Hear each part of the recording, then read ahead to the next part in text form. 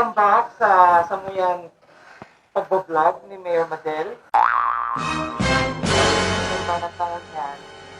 Mayor Madel and Ma'am Madel. Ay. Ang vlog ni Madel, ni joke. Ikaw nga mag-intro ka, ma'am. Kasumaga ba iniharap ka yan? Ano? Ikaw na daw! Sige.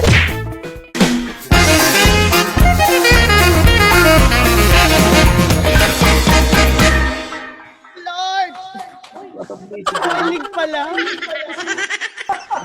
Nandito po kami ngayon sa Avenue Hotel para i-present namin yung presentation namin. Actually, ang galing po pumili ng 12 cities na active and performers.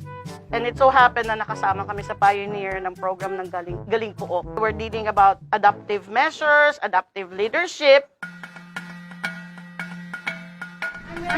Thank you. Mama Del is here to explain more.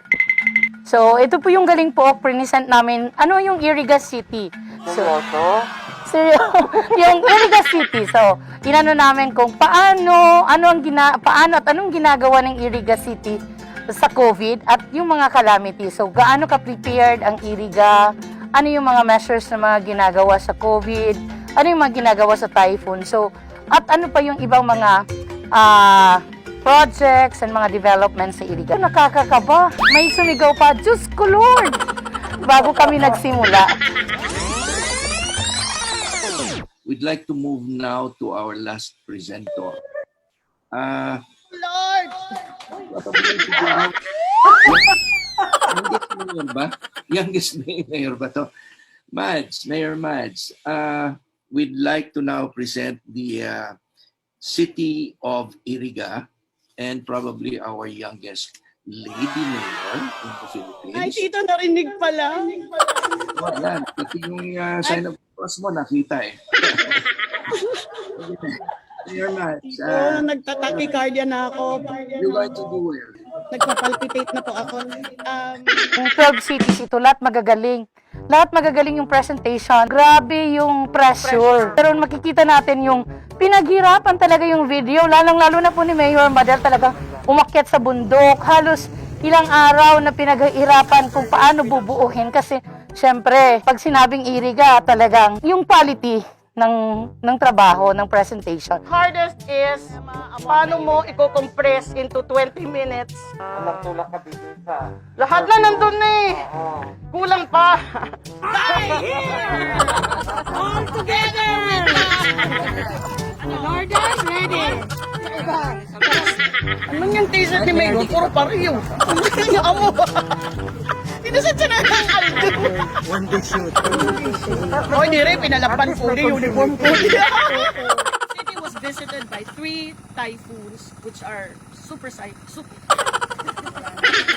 And we have our planning officer, Benji Gonzalez alias Pritos po.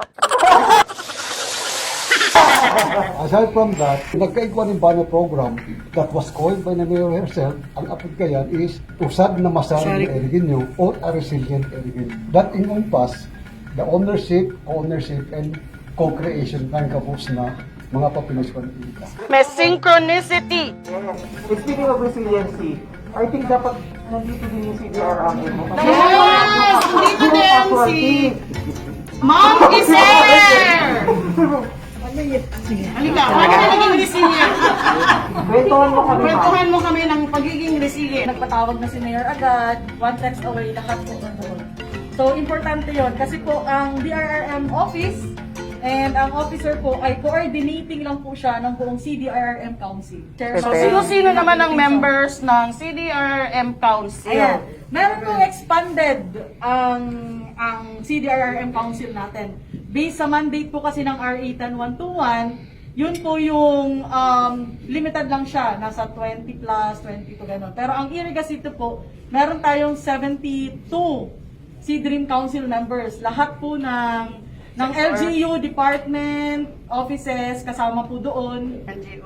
NGOs, private organizations, national agencies, nandun din. and even po yung ating mga communication groups, mga volunteers, nandun po lahat. People's organizations kasama. So all sectors sa buong komunidad. Madaling mag-mobilize kasi they know their own responsibilities. So they have their own responsibilities already. So what we've said during the presentation, we divided the entire group into several thematic areas. So since they have their obligation, they know what they will do after and during calamity. Pero ngayon, madam, hindi lang ito yung una natin sa Galimpook. Previously, marami na tayong mga recognitions. Actually, we were an awardee before. We're one of the finalists and we presented yung program ng IRIGA when it comes to environment.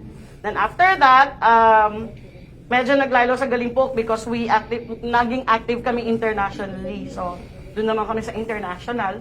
Then after that, Galimpook coordinated and partnered with LCP. So, they get to choose 12 cities that are performing. Ilang months to? 18 sessions, 18 Wednesdays. Within 6 months, right? Sabi nagko-COVID, 3 months. 3 months, yes. Nagagaling po kami. Marami pong assignment. Marami. Kahit nasa isolation ako, Nag-aaral kami. Nag-aaral, oo.